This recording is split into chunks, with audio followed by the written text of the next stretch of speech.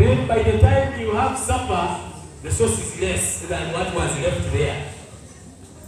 If you have such a kid, you just start knowing which kind of person that one will be if they do not start changing the way they are behaving. That when you send them for cooking oil of 1,000, just because the rations or the amount of cooking oil of 800 or 700 cannot be depreciated from that of 1,000, that kid is going to buy cooking oil of 800 or 700 and pocket the balance and bring back that. They are becoming corrupt as they are young. They are teaching themselves that. But the moment you see a kid, when they are with their friends, or when we were growing up, we used to have food on Sania. Muslims right now are doing Lusania all the time. Now, what happens is when you wake up in the morning during Dako or in the evening at Futari, you will see who the good kid is going to become. Who is going to become good among his kids. When they put Lusania there, some of them will first pick meat, put it in the left arm, then continue it with the right hand.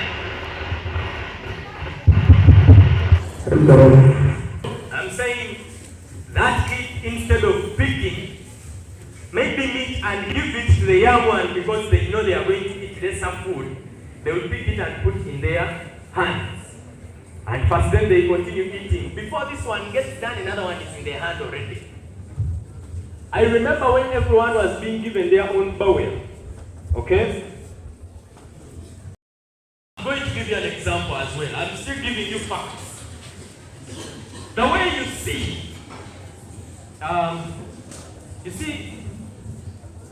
a dog. When you start roasting goat's meat from as far as dog, and the dog is here, it is going to smell, and it will follow the suit. It will follow the smell of that goat's meat that you're roasting until it reaches where it is, which you, a human being, cannot do. Because it has been engineered, it's such that its biggest weapon is smell. That's why even when somebody comes and still breaks your house and takes things, they bring a dog, which of course sometimes they are called them Swiss, Japan, German, Shakari, what. When it comes, it was not there. But the moment it smells like, how we behave the way we behave. Because remember, I am saying the mindset or the way somebody thinks depends on how and where they are. The construction of your mind, it can be deconstructed and constructed. I want us to talk about how the African mind was constructed.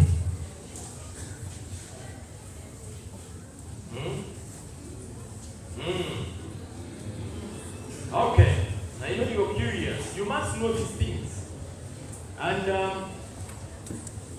in 1835, you know 1835, you all remember, if none of you is a person of 19. Some of us are from the other century. Now, most of you are people of 2000. Now, leave 19, because that is where most of you, even your grandparents, are people of 19, 1932, 1929. 18 now, before 19, 1835, there was a man called Lord Macaulay, who was a member of parliament in the British Parliament.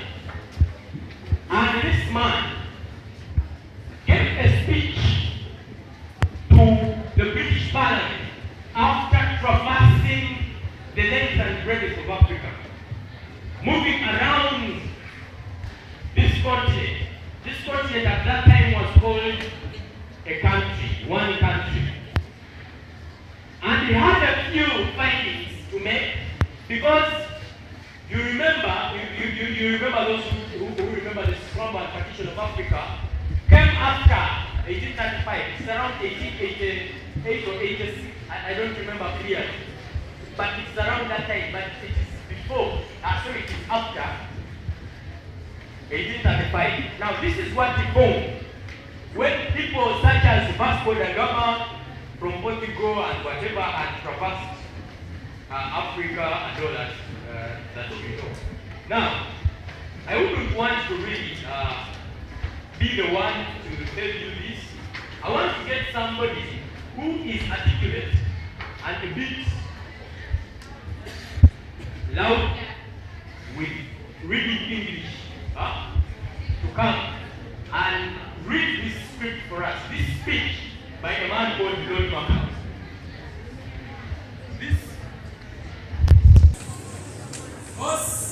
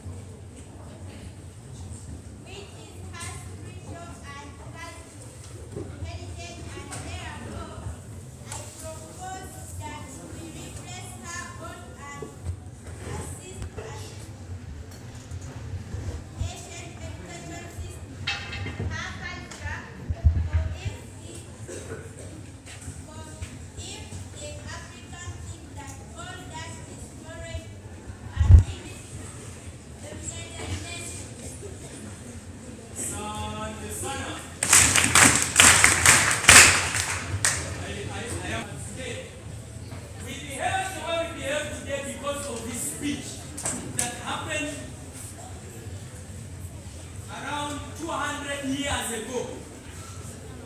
Are we together?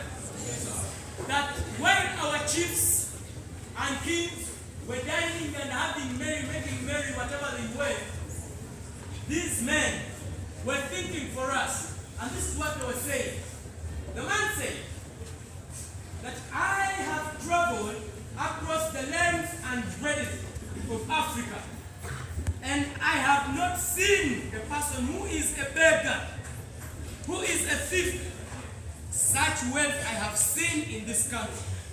When Lord Macaulay came here, the mindset of Africans was such that there was no one who was a thief. There was no corrupt person. There was no beggar.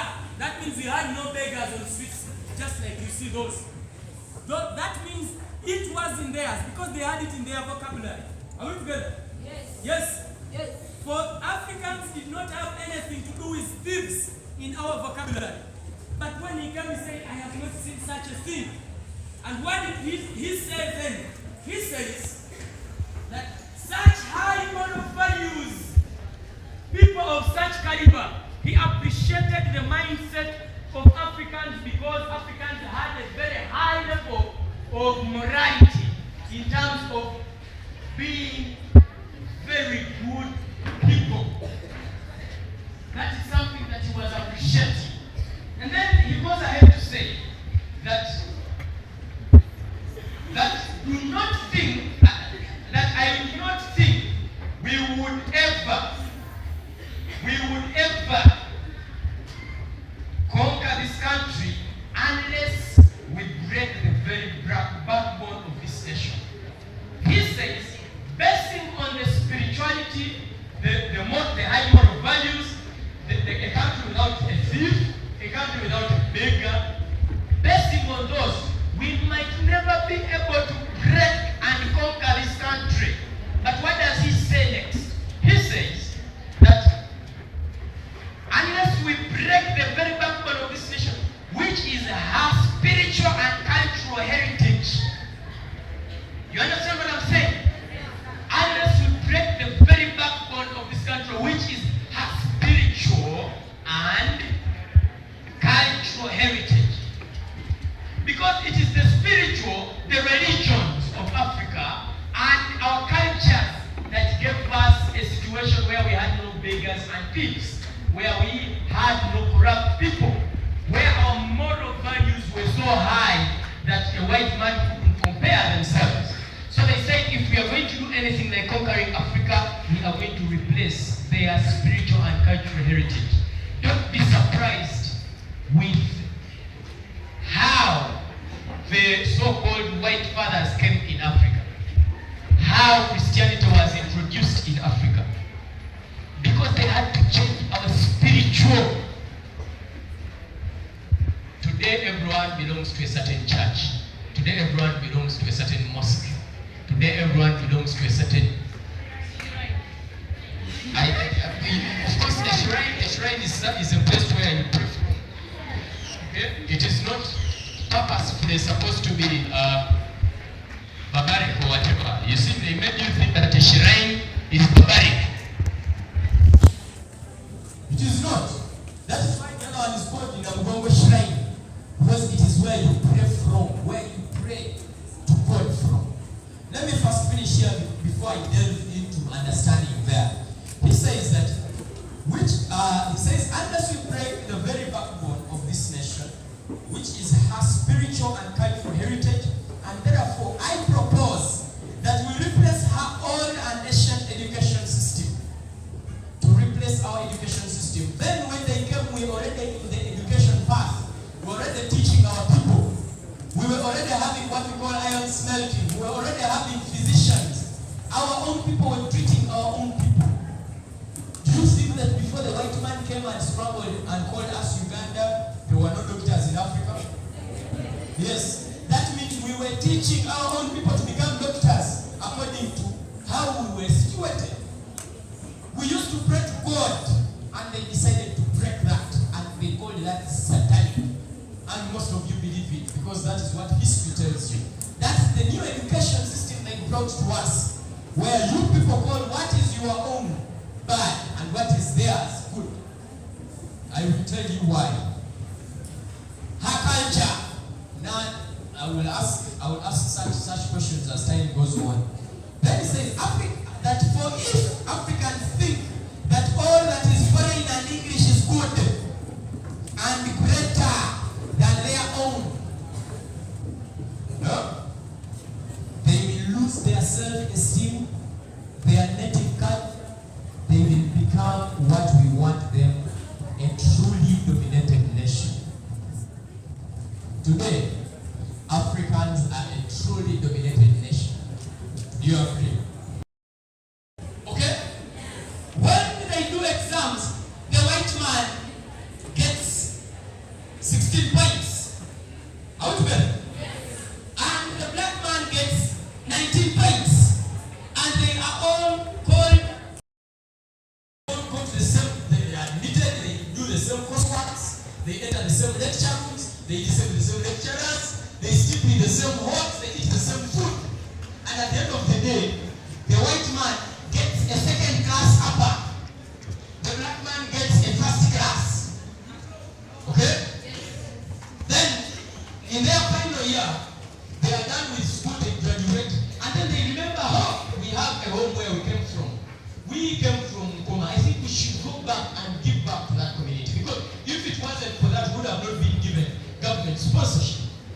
Now, they decide to come back, they inform the head teacher prepares you guys, they come with some supplies, medical supplies, and they say, while we are coming to see you guys, we're going to give some medical, we will have a medical camp.